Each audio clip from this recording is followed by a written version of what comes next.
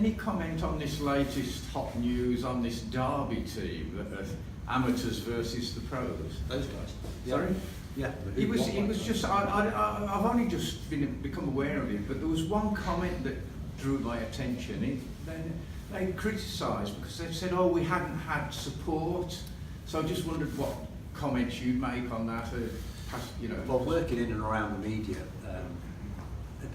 everybody will quite happily take things that you say out of context and use it because it sounds great little sound bite. And a lot of those guys are already on the national team, so you know the support is there. Not all of them, but I think in the round, I don't know.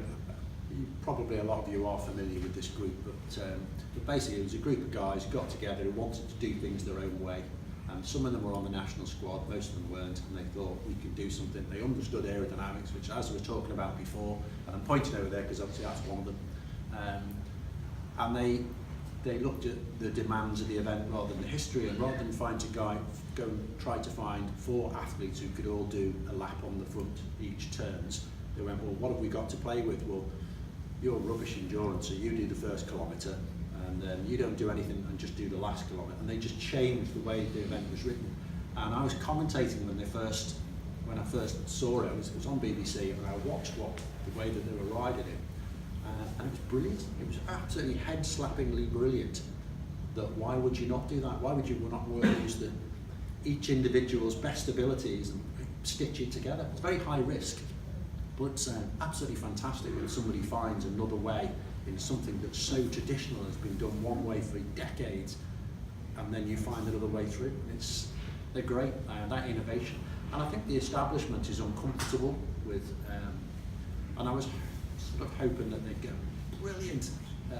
But you've got coaches and athletes there that have done the whole blood, sweat and tears thing. And then somebody come along and done it a different way. You're going to feel, to a degree, threatened by that. You know, but that's good. You know, that uncomfortableness is what changes. And I think the British team will be doing more riding of that style.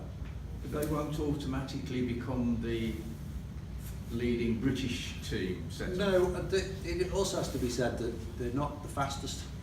You know, go to a World Cup and they've won a World Cup here, and they've done some very, very respectable times, but the actual fastest times are still from national teams. So once you could boil down to Olympics and Worlds, they wouldn't be winning.